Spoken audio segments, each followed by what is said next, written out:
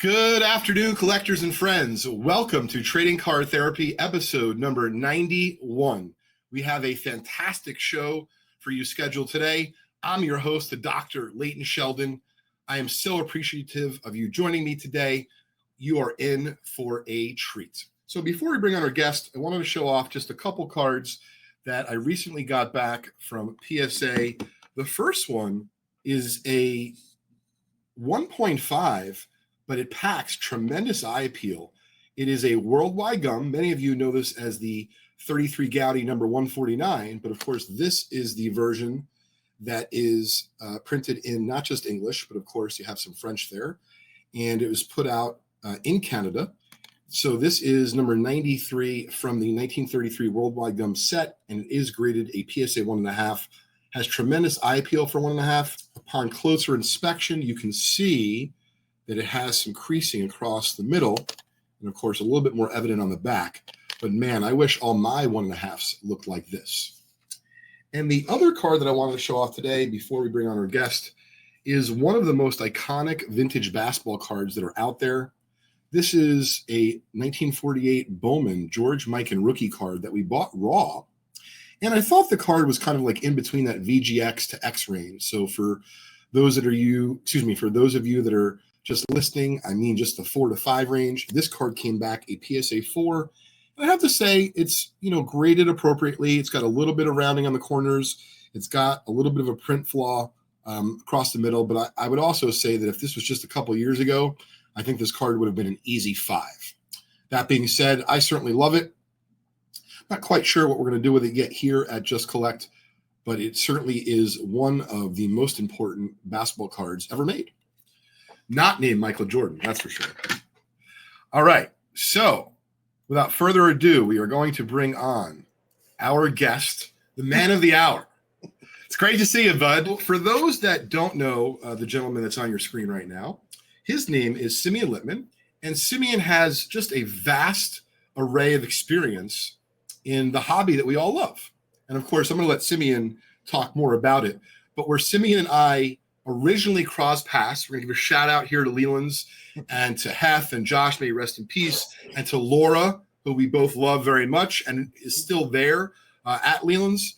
So Simeon and I crossed paths probably about 20 years ago or so, which of course makes us older men today. Not old men, but older men, as we both have a couple of grays, but it is what it is. So anyway, shout out to them. By that time, you and I had figured out we were probably going to be hobbyists of some kind for life. We just didn't know in what path and what direction.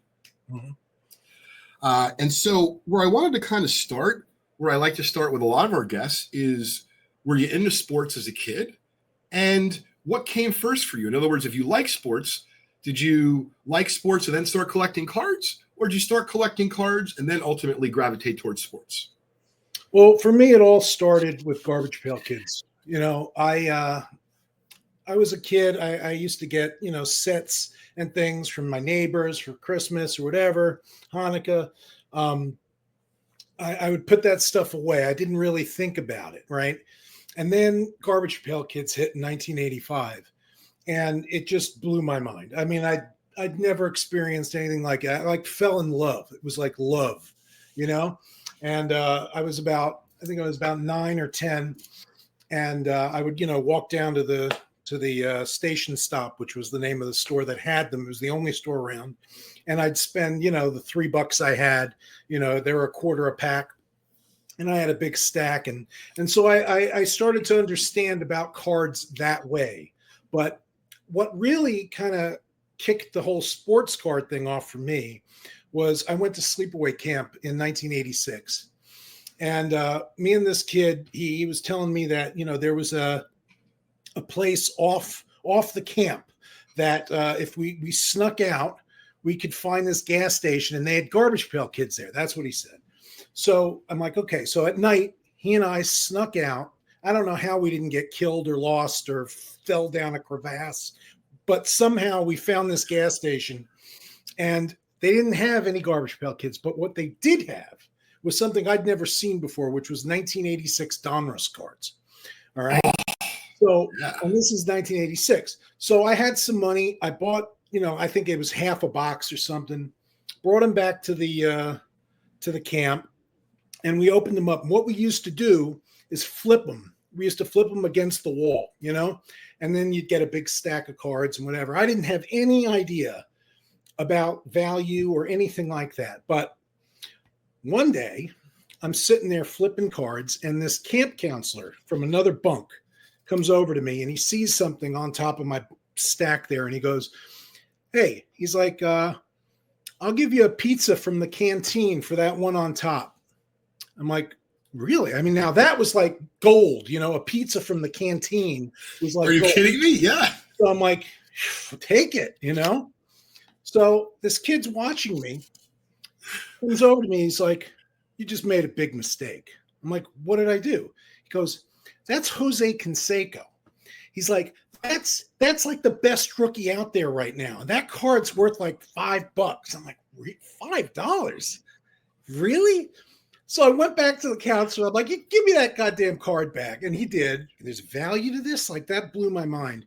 CCP, Beckett, I started to go through my cards that I'd had all these years. I found, a Don Mattingly rookie. I found an Eddie Murray rookie, a George Brett rookie. Suddenly I had cards that were worth hundreds of dollars, or at least a collection that was worth that.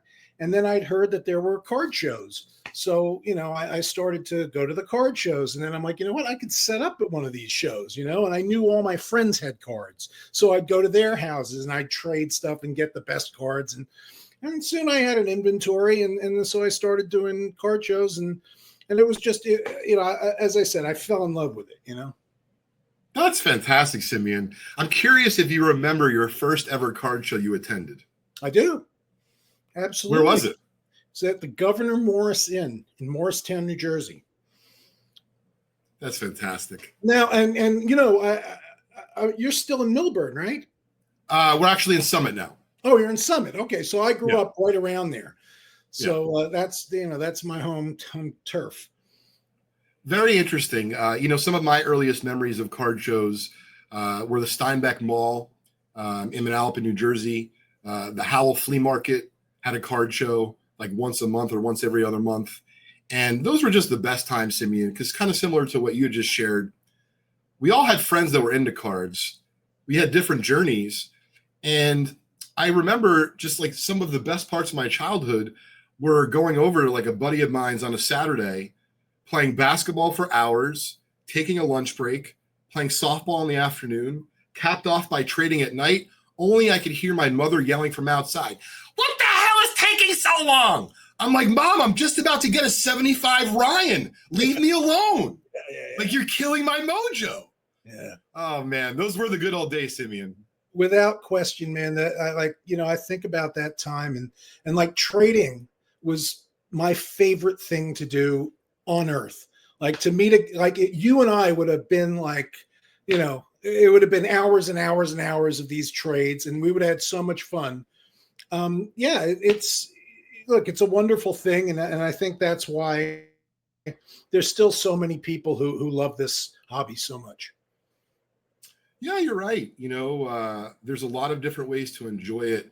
And I myself am personally very happy that trading is kind of coming back, and not just with kids. So I'm fortunate, right, to be in a little bit better a position than I was when we were young kids. And so, like, someone reached out to me recently, speaking of trading, Simeon, shout out to Jim from our Vintage Breaks community. We had a low grade Goudy Ruth for sale. And he didn't necessarily want to spend thousands of dollars of his, money and outlay it. But what he had a lot of was cards. So we posted about it on Instagram. And now, remember, as kids, Simeon, you and I would have dreamed about doing a deal like this. Wait a minute, you're telling me I'm going to trade you thousands of dollars in cash with a Clemente rookie, with a 56 Jackie, with 367 top stars in PSA 7, the Clemente, the Aaron, and the Mays, plus some consideration in the future. And you're going to trade away a Goudy Ruth? Like, if there was such a thing as social media then, I would have actually called like the news, and I would have said, "Guys, listen, I'm not sure if you have a slow night, but like, you should come over here to the west side of Manalapan because we got something going down." Absolutely. No, it's so I mean, true. you're right. Like, it was so important to us. It was vital. Yeah. Absolutely. So, moving on from there, Simeon, I certainly, have a lot of questions, but like I said, I'm going to try to be pinpointed with them. When you went to college and ultimately were done with school, I don't exactly know how you, let's say, found Antiques Roadshow, which of course I have a lot of questions about that. But before we get to Antiques Roadshow, I know at least when I graduated school in 2000, there were no jobs available in the baseball card world, or very few. Mhm. So how did you find your footing after being that kid, setting up at some booths and tables? How'd you take it to the next step? What was that first step for you? Look, it is. It's a kind of a different kind of path. There was nothing like this back then. So I was studying admiralty law, the law of the oceans, which I found unbelievably boring. And I was at the University of Rhode Island, and I asked one of my professors if there was a way I could do some kind of internship. And they's like, yeah, there's a program where you can actually like go somewhere else and get credit. So I applied to all these places. And I've always loved art. So I thought, you know what, I'll apply to the auction houses. So I applied to all the auction houses, and Christie's called me up. And they're like, we have the opening for an intern, but it's not in one of the art departments. And I said, well, what is it? And they said, well, we're starting a new department of collectibles. And we see from your resume that you have experience in that. Would you be interested? I said, absolutely. So, yeah, so I end up going to Christie's. This is in the mid 90s. This is 95. And what had happened was basically, collectibles had become a hot commodity, and the prices of collectibles were going up. And so Christie's at the time went around their employees and asked them, do you have any experience? Well, somebody raised their hand. Oh, I know about dolls. I like cartoons. So now you're the doll expert. You're the animation expert. So I get there as an intern, and I've actually been dealing with this shit for years and years and years.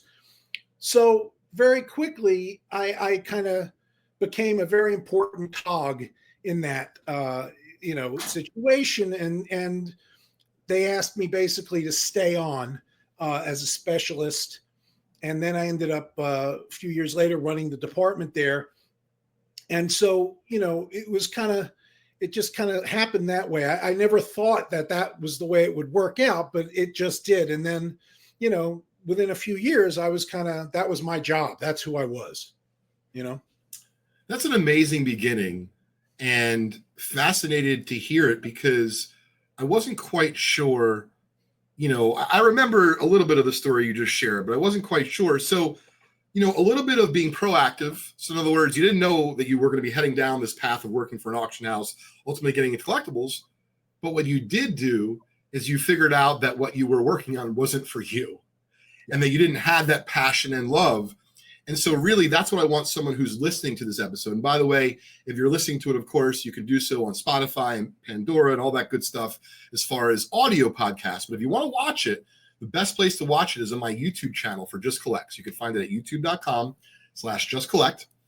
And, as far as kind of getting back to center here, Simeon, you are 100% right. There was no clear path for someone like you or myself in that era to go from college to paid job working for a David Adams or working for even a Leland's, right? Because it wasn't like that. Even the Leland's in the 90s, it wasn't the same when we started working there in the 2000s. They'd come a long way. And so I'm curious, from your journey at Christie's, you're now kind of dealing with a lot of different types of collectibles. Mm-hmm. How did you ultimately find a lane in sports? Well, I mean, one of the, obviously I had a passion for that material, and there was a consultant who I worked with at Christie's named Don Flanagan, and old timers will remember Don. He was a great guy, and just one of the most interesting people I've ever known. And basically he became like a mentor for me. And one of the things he did was he was able to, he had been in the business since the 60s, right? So he knew where everybody was buried, And so over time, he was getting these auctions organized. I would kind of put the auctions together, and one of the auctions he put together or he got for us at Christie's was the baseball magazine archives, and that was my God. that was in 1996, and that was all the photographs from baseball magazine from 1903 to 1950. And that means all the original type 1, as we call them now, Conlon, Van Oyen, Berg, you name it.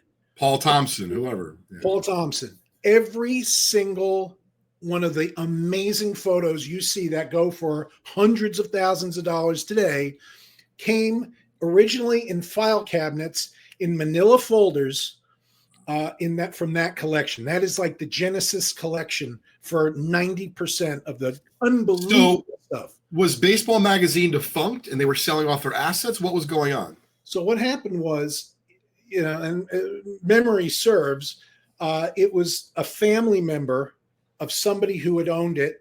It was defunct in 1950 something. So this had been literally in a basement in Baltimore for 50 years. But it went all the way back to 1903. So, I mean, it was one of the most amazing experiences going through and putting this auction together, with this raw material that I knew at the time. I was like, this stuff is gold, but there was no photography business at that time. I mean, there was nothing. So give me an example. What was a good photo selling for? Well, I mean, once we did the auction, I would do giant lots of photos and like giant lots, 100 Conlons, original Conlons. But, sure. There were certain ones the famous Ruths or the famous Gehrigs or, Honus Wagner's hands or, things like that were, by itself. And those went for, hundreds, thousands, but nothing like what we're talking about 25 years later, So, do you think the most expensive photo from that Baseball Magazine auction would have been $10,000 or less? Less. Oh my God. Less. Oh my God, Simeon, this is insane. Look, I recommend people look on eBay for the catalog. It's got pictures in it. It's from 1996. It's Christie's Baseball Magazine. And, it's not a common catalog. It's a pretty rare catalog to find, but it's out there. It will blow your mind. It'll blow your mind. It's the genesis of the whole thing. I just made a note. I literally wrote Genesis must have, and I'm going to get this catalog. So if you have wanted this, you should get out there and get it now, because I got a feeling there might be a few extra copies sold on eBay. So, Simeon, what really struck me when we first met all the years ago, and now I'm kind of understanding a little bit more about you and your background. I love that even though you didn't have the experience that you have today, you were in it in the early days, but you had such a passion and you loved the material so much. You knew that it was special, right? There was no necessarily talk of what this might be worth in the future. You just knew that this thing's been defunct for decades. It's the first time it's seeing light of day. And you're like, OMG, I get to handle this as my job to facilitate the sale of just incredible material. And then this is how you're going to earn your living. That must have been a really cool time period for you, as you're just a young man and you're discovering just candidly artifacts that should be at the Met or at the Museum of Natural History, right?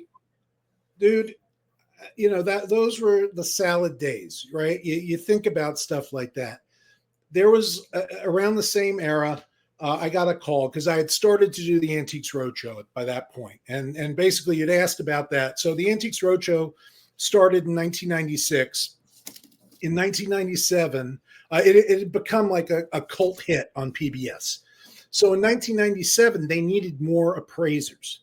And one of my friends at Christie's was one of the original guys in 96. And he had recommended, he's like, they don't have anyone who knows really collectibles that much. You'd be great.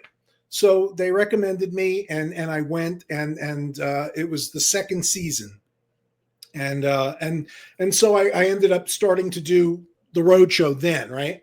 So one of the things that would happen back then, and this is kind of before the internet, right? So, I'm out there, people see me on TV, they see Christie's underneath my name, they reach out to me. So one of the people who reached out to me turned out to be Shoeless Joe Jackson's nephew. Okay. And so he says, I've got a load of stuff. Come on down to Greenville, South Carolina, which I did. And these were the days, and I'll tell you another funny story. These were the days when I just get on a plane and go, and I get down there and he shows me things that just blew my mind, including a bat, Black Betsy, but all his contracts, all his driver's licenses, like autographs, real autographs on land deeds. But the craziest thing, this guy, talk about things that belong in a museum, right? The craziest thing he had was all the correspondence between Jackson and Landis. Jackson basically saying, please, I had nothing to do with it, and Landis finally, and this goes back and forth. They had all the correspondence.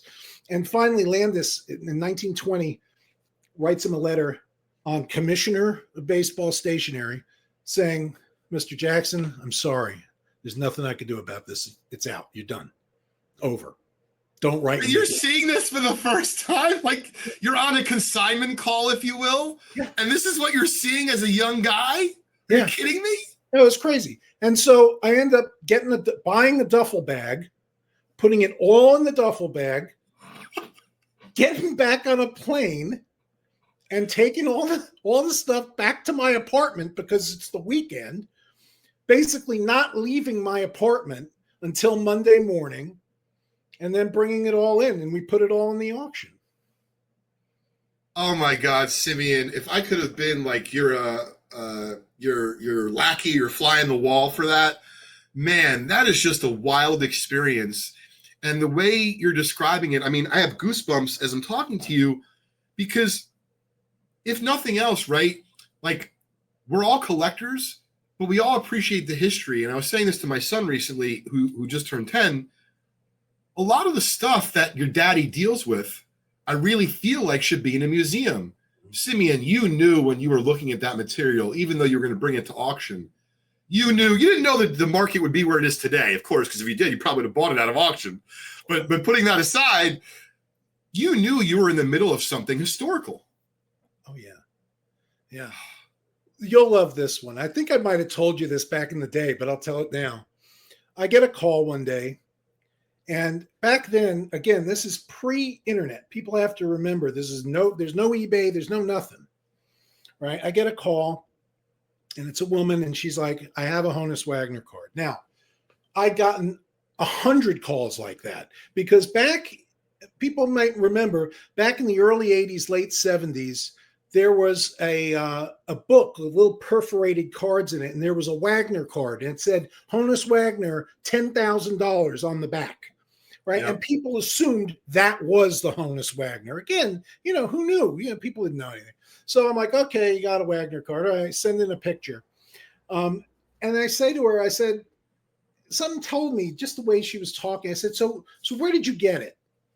And she's like, well, it was my grandfather's. I said, oh, okay, that's good. She's like, he was friends with Jefferson Burdick. And when she said that, oh my God, the hair on the back of my neck stood up. Oh my God. She said he was friends with Jefferson Burdick. Now, this is a time when who the hell would know who Jefferson Burdick was? No one. There's no literature yet. Nothing. Now, I knew because of, the business. Sure. So I was like, really? She's like, yes. I said, where are you? She was in Boston. I'll see you in an hour. See you in a couple hours. I flew up there. I went to LaGuardia. I got on a plane, got to Boston. I met her in the bank. She pulls out the most beautiful Wagner card I still to this day have ever seen. And I was involved in the auction of the PSA 8 originally, the Wagner one. So the Gretzky one. This card was absolutely stunning, beautiful, untouched. The color, I mean, it looked like it had just come out of a pack, like of a cigarette pack. It was crazy. And we auctioned that, and that went for, a couple $100,000 at the time. I mean, that would be, I don't know what happened to that card. It probably got graded. And if it did, graded either a 4 or a 5. There's no question. And I mean, these were the types of things. But that card, even as great as it was and kind of unknown to the hobby at the time, it only went for like $250. Today, that's millions of dollars. 15, 20, 30, who knows? And you're just a kid. You're flying around. You're zigzagging across the country. Mm-hmm. I mean, did you know that you were in the middle of something just amazing? Or did you think that, hey, this is just going to be like one of my stops in life and I'm going to do something different? And, did you really understand the gravity of what was going on for you? I felt like I'd found something I really enjoyed. It was a challenge. It was something fun. Every day was different. I have a passion for objects. I love the stuff. I don't like people as much, but I like the stuff. You know what I mean? I really have a passion for the material, and I love it because it's like, I feel like it's real time travel. Like when you touch something like that, you're touching something that someone touched, hundreds of years ago, 100 years ago, and you're connected that way through the object. And I felt like it was a very rewarding thing for me to be involved in. It's a really good way to describe it, Simeon. And I'm currently reading a book, but it's in a series of baseball books. This one's called Roberto Clemente and Me. And it's about this young boy who does time travel by touching a baseball card and going back in time for a variety of different missions. So the one, Babe Ruth and Me, was about discovering, did Babe actually do a called shot in the World Series? This one, it's a little bit more morbid. The kid's traveling back in time to try to save Clemente's life because it's known that he died in the plane crash. And so anyway, the way you bring it up and talk about these objects, I try to share it with my son and other kids that my son is friends with. And this is how I felt, not only as a kid, but the way I feel today, Simeon. It is the closest we will get to time travel that I know of, right? I'm not a scientist who knows if it's actually real or not, but I know for a fact that this item, this T206 Wagner, existed in 1910. So not only does it exist 100 plus years later, but there's people who want to buy it. There's people who want to trade for it. There's actually some lunatics like you and I that want to complete a whole set of 500 plus cards of this massive set called the Monster, right? I mean, there's so many wonderful things. And so what's cool is whether it be my son or his friends go down the path of sports or TCG or one-piece cards, or to be fair, they start looking at jewelry or other objects, it's about the connection to the past. Yeah, absolutely. And you can go so many different directions with that. Whatever your passion is, it doesn't have to be sports. It can be, entertainment. It can be, music, whatever it is. Today, there's really so many avenues you can go down as a collector. And there's so many resources and references available to you that you can really do something that's rewarding and fun for you, Absolutely. So I'm going to spend just a couple more minutes on the Antiques Roadshow because I want to make sure we're bringing some value to folks, Simeon, who might be listening to this because they, for example, wanted to see someone who's either on or been on and is knowledgeable about the Antiques Roadshow. So if you're someone who's out there and you have some artifacts in your family and you want to apply to be on the Antiques Roadshow, can you try to describe the process to the folks who might be watching this as to what they should do and the steps involved with that? Yeah, I mean, it's a lottery system at this point. So basically, if you're interested in this, and luckily, it's been a really wonderful thing for me because I started it in 97. I'm still doing it today. And, you meet people and the camaraderie amongst all the appraisers, we've known each other for, almost 30 years, so, but basically if you're interested in going to the show, go to the PBS Antiques Roadshow website, and there's a thing you can apply, and it's a lottery system. And if you get lucky, you get a ticket, and you can bring a couple different things. You can't bring like everything you got, but bring like 2 or 3 items.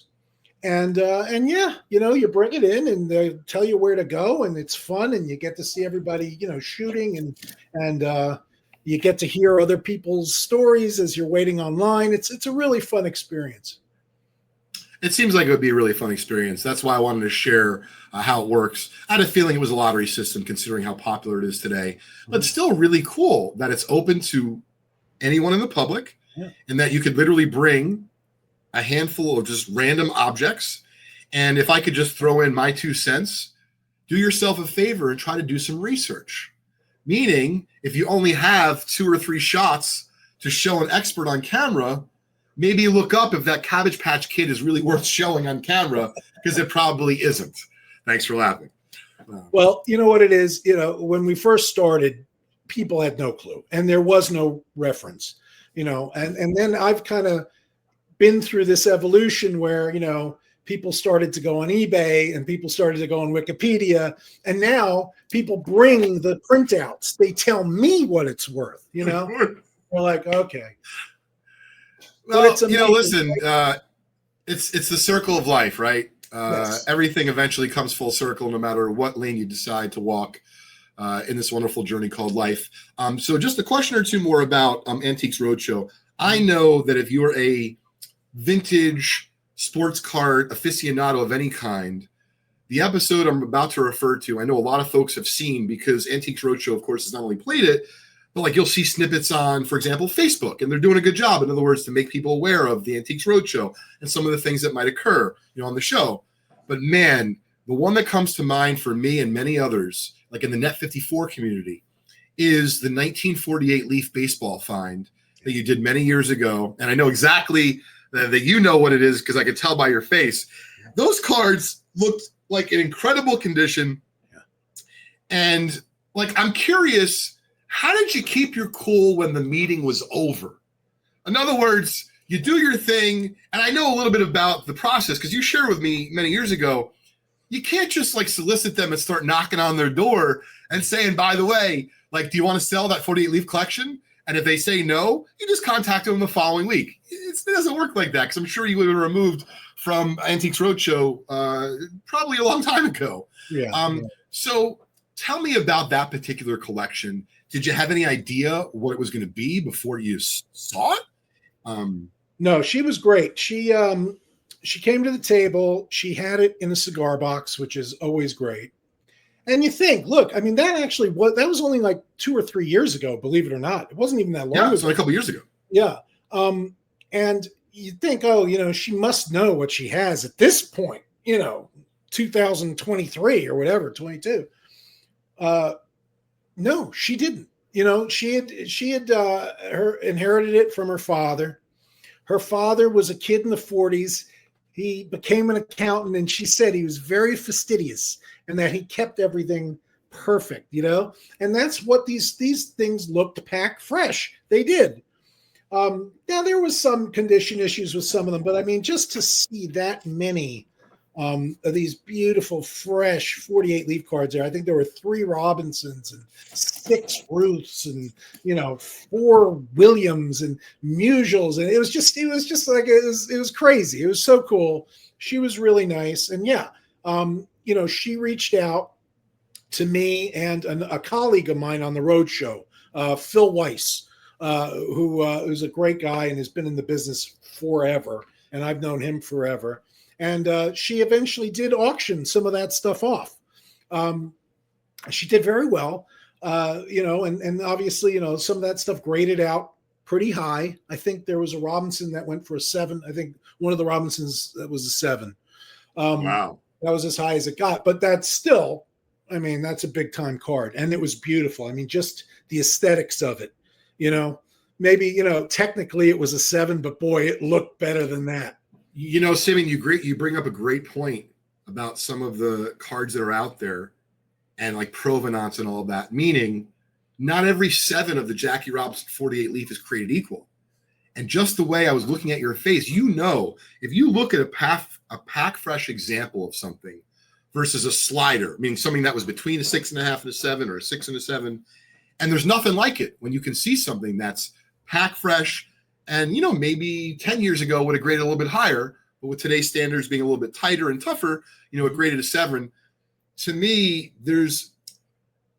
I wanted to ask this. I think provenance in the future for sports cards in particular is going to become more important.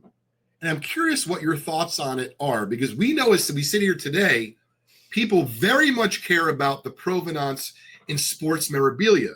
In other words, where did this game use jersey? What's the lineage behind the ownership of that? Or a Shoeless Joe Jackson signed document. Even if it's been authenticated by PSA or JSA, folks who are astute, that are really savvy, they want to know, where did that come from? Did that emanate from the baseball, archives, etc., so on and so forth? But for cards, Simeon, we're not quite there yet. Do you ever see a point in the future where provenance and vintage sports cards are going to be synonymous with each other? It's going to be important. I think that's an excellent question. And I do think that's the next step to this, right? I mean, if you look at paintings or any kind of antique, any kind of, silver or whatever kind of, collectible you're looking at, whether it's sports, anything, it can be anything, antiques, provenance is a key. And yes, it adds so much more to the story. Like for instance, if you knew that Robinson, that 7, came from that collection that was on the Antiques Roadshow, and you could watch when she discovers what it is, that adds a whole other dimension to the card, right? So 100%, that is important. And I think the farther we get along, we're already starting to see it. There'll be like a little disclaimer on the flip, this comes from such and such a collection, and I personally, as a collector myself of certain things, I'd love to know where certain things came from. It adds to the richness of the piece. Absolutely. It's more of an experience for me versus just owning an object. Because let's be clear, if you go to the mall and you buy a shirt, there is a provenance behind the shirt. You may not care about it, right? Yeah. But you can understand that for me and you, I knew would feel similarly, at least I thought, Simeon, is we love the stuff, but more importantly than the stuff, it's the story and the history behind it, which really sews it all and weaves it into this beautiful, I guess, proposition. Mm-hmm. And so for me moving forward, you can bet your bottom dollar, like the cards I'm putting away for my son Kraz, mm-hmm. I literally earmark on the back, because, they're not always the biggest collections, but I'll write like that fairy godmother T206 find we found from years ago, where this woman who had passed away, she was kind of like indoctrinated by this family, and she didn't have any family when she passed on, Simeon. So unbeknownst to this family, she basically gave a number of her belongings, including this card collection, which, believe it or not, had an Eddie plank in it. And even though it was an authentic, to me, if I could buy it back today, I would buy that plank back, of course. Now, I didn't have the funds for it back then, but I have an Iron Man McGinnity from that collection. He was on Newark. He's from New Jersey, which, of course, is where my son, resides and was born. Yeah. And that card on the back of it is a little post-it that says Fairy Godmother Find. Because I just want my son to be able to go to my blog, which, by the way, it is self-serving. Go to blog.justcollect.com. We have some great stories about the collections that we buy, because, like Simeon, it all came from a love of the history of knowing like where these things came from, not just the value of what they're worth, whether it be in that market or in today's market. And I think that's just a heck of a lot of fun. And you know what's funny, Leighton? I'm just thinking about the fact 20 years ago, you and I were in that little office in Seaford talking about the same exact thing, right? 100%. Like, we've felt this way since the very beginning. Simeon, I have to say, life has been good for both of us. Yes, yes. We're here, we're kicking, we're rapping about, candidly, something, let's be honest, Simeon, we could say whatever we want. We didn't really have any inkling whatsoever that the market would become, or the hobby would become, what it is today. No. I'm astonished. Look, I mean, people used to ask me, I want to kick myself. People used to ask me in the mid 2000s what they should collect. And you know what I used to say? I said, buy Jordan cards. It's so obvious. I said, buy Jordan cards. His market's down. Everybody adored Jordan growing up. Give it 20 years and it's going to be crazy. I didn't listen to myself. Simeon, I can shake you up and down right now. You know what's funny? Oh, listen, I believe it. You know what's funny? You didn't see this. I only sent you like one or two things we might discuss in the show. One of the questions that I wanted to ask before we run out of time, and I realize we're getting to that time. So I love MJ. The three guys I collected growing up, for full disclosure, were MJ, Larry Bird, and Donnie Baseball. I had a binder for each of them. I loved having 1789 Topps Mattinglys. I thought I was rich. Swear to God, thought I was rich. I know you did the same. I think we had similar conversation about 87 Topps. Like when you had a full sheet of Mike Greenwell or Will Clark, you're like, oh, I'm going to be richer than my father, 100%. Mike Greenwell. That was a great card, man. That was a good name I pulled out, right? It was a good name. Yes. So anyway, getting back to Jordan, something that I do struggle with, and I'm curious your opinion on this. Yeah. I can't make sense of how these pack-pulled inserts, even if they're numbered, can sell for, in some cases, they dwarf the sale of like a Michael Jordan signed basketball or a Michael Jordan signed jersey. And in some cases, now the Michael Jordan game used market has matured immensely. But that's only happened in the last couple of years. Mm-hmm. I don't understand for the life of me, and can you make sense of why are these Michael Jordan pack-pulled autos, which are candidly smaller in nature than like a gorgeous, bold Spalding signed ball? Can you make any sense of it all, or can you help explain to the audience what's going on? I feel that it was a generation of collectors, of kids who were growing up in the 90s, right? Who were growing up in the late 90s. And those pack-pulled inserts were so hard to pull and such a grail, right? That the second it became available to actually obtain these, you just had enough wealthy guys going back, going head to head, that you see these insane prices for these, inserts. I mean, I never liked inserts when I was collecting. Like, I didn't care for them at all. I'd much rather have like a really, a good base card, or like some of those wacky inserts from the 90s. I thought they were such gimmicks. I had so many opportunities to get that stuff, and I just had no interest whatsoever. But had I been, younger and grew up with that stuff, I would have been very into it. And it doesn't take much. There's always a lag. When I started at Christie's, for example, with pop culture stuff, all anybody wanted was Beatles and Jimi Hendrix and Janis Joplin, stuff I didn't care about, right? But at that time, I started collecting Kurt Cobain stuff, grunge stuff. I started collecting punk stuff because I knew that eventually, those collectors will hit an age, and that's what they're going to want. They're not going to want that stuff. And Beatles stuff is different. Certain people like Babe Ruth will always be collectible, right? Sure. But, there is a lag, and there is a generational shift. And that's what we saw with the Jordan stuff for sure. Simeon, you just did a tremendous job of explaining much more than my MJ question. I actually now understand, and I hope the audience understands as well, just a little bit better about how these shifts actually take place in collectibles. So effectively what you're saying is, as 40-ish year old gentlemen here, right, we could talk about things that were super popular when we were 12 or 15 or 18, and probably bet your bottom dollar that if it hasn't caught fire yet, there's a chance that it might in the future.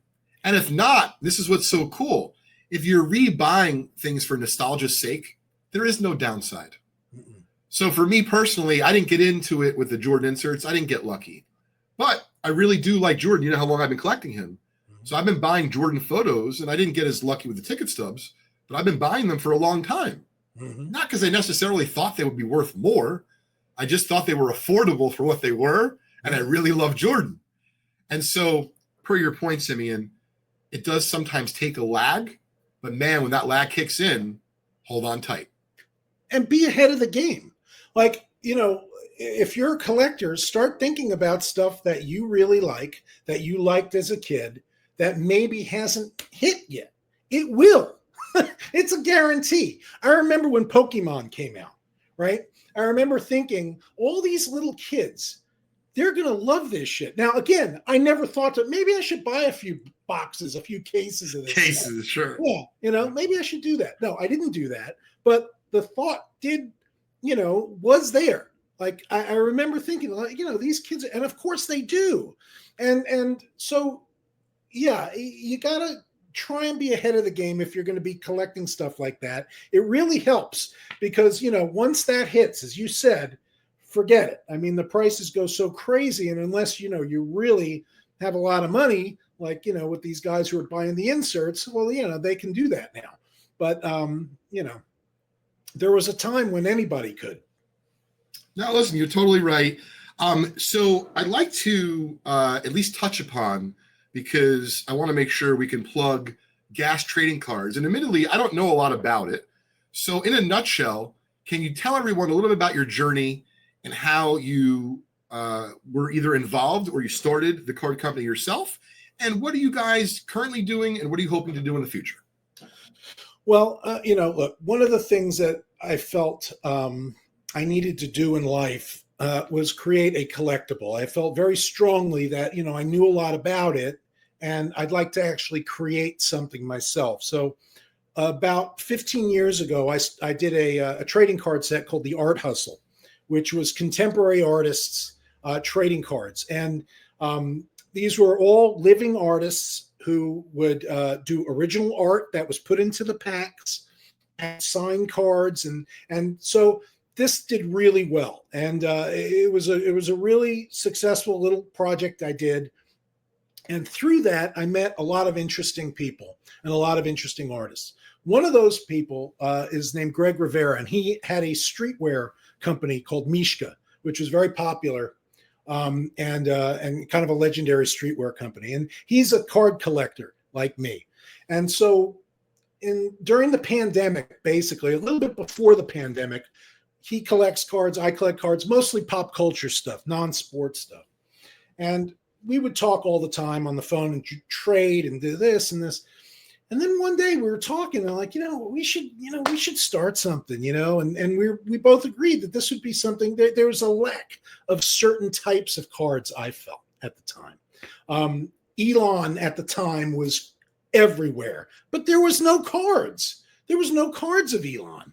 So we produced a card of Elon. And we used, it was called Network, which was like a shopping site and kind of like hype beast stuff with sneakers and clothing. And the card did amazing. And so we did another card and another. And soon it turned into a whole thing. And we were kind of doing it's all pop culture stuff. It's all kind of, public figures. But my friend Greg, one of his buddies is Diplo. So we went to Diplo and asked, Wow. if he'd like to do a card. And he did. And he signed cards. So then we had Diplo. And then, so it started to build like that. I love the science stuff. I love tech stuff. So we were doing a lot of that type of thing. And then we started getting more into the music and the pop culture. And it's been a wonderful ride. We're working with Complex now. We just did Eminem. We did one of his cards. He doesn't have any cards, but he signed autographs for us too. And those are doing great. We just did The Weeknd this past weekend. Billie Eilish, Camila Cabello. We do all the cards for the tours, for the concerts. So like Bruce Springsteen, The Cure, Dave Matthews Band, you name it. So what we'll do is for every concert, we'll produce a card that's available at the concert, one time only, that's it. And these things do great. And, so yeah, it's like a whole other thing. That's so cool. So I have a question about the licensing. Yeah. Do you have to go to these direct individuals? In other words, like Elon Musk, did you have to contact him to get licensing?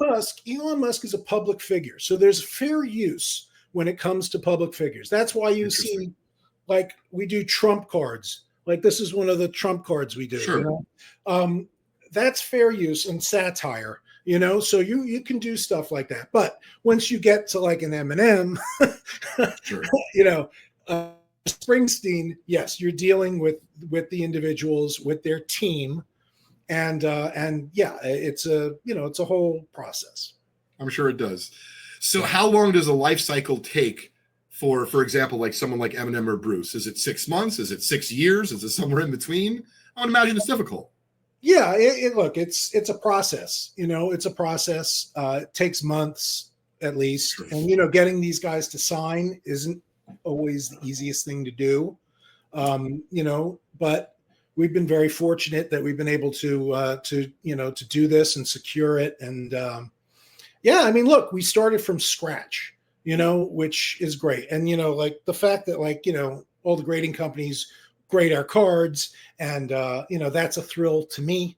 Simeon, I remember you telling me about your dream, or at least one of your dreams, on the train going back and forth from Manhattan to Long Island all those years ago. I can vividly remember you telling me, I want to start a card company. And I'll tell you, if I could have bet, I would have bet that you were going to, because you very much were like kind of what you said, like, I'm put on this earth to do a few things, and I know one of them is going to be to start a card company. And kudos to you, Simeon. It's so interesting. How do folks find out more about gas trading cards? Well, you can go to the website, gastradingcards.com. The Instagram, you'll see it's just Gas Trading Cards on Instagram. And you'll see we don't do pack stuff yet. We might eventually, depending, but it's more like a drop. So, we did this last weekend, Tate McRae. She's a Canadian singer. She's really cute. Did a really cool card to her. She did autographs. So there's we did a drop, and you could get her cards online, either through our site or through Complex. So that's kind of how we do things right now. Very cool. So the last thing I wanted to ask you, and there's no right or wrong. I'd like to get your opinion. If someone's listening to this and they're going to ask you, hey, what's the kind or type of items that I should be buying to put away that I think will appreciate in the long run? Now, you touched upon it a little bit in terms of like what was hot when you were a kid versus like, hey, maybe it hasn't, popped yet in terms of value. But we're talking about quality. And our old buddy Hef, I remember specifically, was all about quality. Yes. So I'm curious, if you were going to recommend someone, if they're going to go out and buy an autograph or a card, what type of quality do you recommend that someone buy for their collection? Well, I always think you should, it's the old adage, but buy what you like. Do not get sucked in to the hype. I mean, I can't tell people enough, should I buy Caitlin Clark? Should I, sure, if you love Caitlin Clark, but don't just buy Caitlin Clark because everyone else is buying Caitlin Clark. You know what I'm saying? I mean, Caitlin Clark, great. I'm just using that as an example. But, you got to go with what you know and what you appreciate, and then try and find something special, something unique, even if it's, dig a little deeper with the cards. Like you and I are card nerds, right? And we know it goes deep, man. I mean, there's so for example, Shea Gilgeous, right? His cards are hot. He's great. But did you know that in like 2022 or 2021, he did a card with Levi's, right? The card's impossible to find. It was a promo card. If you bought a pair of jeans, you got this card of him. Well, I mean, I'm sure those cards pop up once in a while on eBay, right? And that's I mean, something like that is so much rarer than another, silver prism or whatever it is. Not that those cards aren't great, but, if you want to do something a little different, make it a little more interesting, give it a better story. You know what I mean? Simeon, that was fantastic advice. And I'm going to add on top of that, I had a wonderful experience recently. I went to 2 card shows in one day with my son a few weeks ago, which he's extremely patient with me. So thank you, Crosby. But the first one was all about TCG. And I'll tell you, man, those folks, there's such a good vibe coming out of TCG shows. So we're walking around. My son's got a limited budget. My son likes one-piece cards. So we meet a guy, and, we're really trying to discern, Simeon, like all the cards look the same. In other words, they're packs. And so he goes, well, there's cards that they only give out at the tournaments. And literally I go, what? Well, what'd you say? Mm-hmm. And I try to explain to my son, you don't have to like them. That's okay. But at least know that they're tougher to find. Mm-hmm. And if you think that you like them, they're special, maybe we should save for one of those if you'd like those for the future. Mm-hmm. So it's a great point, Simeon, whether it be about SGA, One Piece, the Beatles, or anything and everything in between. Find your lane, dive deep into the deep end of the pool, and you never know what you're going to find out there. Let me just jump in real quick and tell you this quick story, right? And you'll appreciate this. Okay. You and I have been in this business forever. We know a lot, right? A lot, but it's really endless. There's stuff we don't know. So a couple of years ago, right? I love artists. I love art trading cards. I did an artist trading card set, right? I love that stuff. So I thought I knew everything about art trading cards, right? I knew about stuff from the 70s and early stuff. But you do more research, you find out more. I found out about a set from 1971 where this conceptual artist named Don Kellender, he did a set of other artists' baseball card set, including Andy Warhol, his first card. Now, this is 1971, okay? So this is like at the peak of the pop art movement, right? So I was able to track it down really hard, but so this is an Andy Warhol. Oh my God, I want to buy one now, Simeon. That's amazing. 1971. And on the back, it has him with the Brillo box. Right? Sick. I love this. Yeah. So stuff like this, again, it takes research and digging. And even if you think you know everything, you don't, And yeah, so now this is a thing, Sure. That's really cool. I appreciate you sharing that little story and the card itself. Yeah. And it goes to show you don't have to be an expert. Through love and passion and a little bit of research, you can find some really cool stuff out there. Yeah. Simeon, I feel like I could easily keep you for another hour. I'll save that for the return. Thank you so much for joining me today. I really appreciate it. Hey, Leighton, it's a pleasure. It's been great knowing you, and I'm so happy with your success as well. I mean, I know what you wanted to do too 20 years ago, and it's all there, and I'm thrilled for you. Thanks, man. I love you, brother, and I'll see you soon. All right, buddy. Thank you. All right, folks, that was the Simeon Lipman from the Antiques Roadshow. For over 25 years, he is well known in the hobby. You can't miss him if you're at a convention. He's a really tall fella. So, thank you so much to Simeon, and of course, each of you, our listeners, for tuning in today to Trading Card Therapy, believe it or not, episode number 91. Thanks so much. We'll see you in the next one.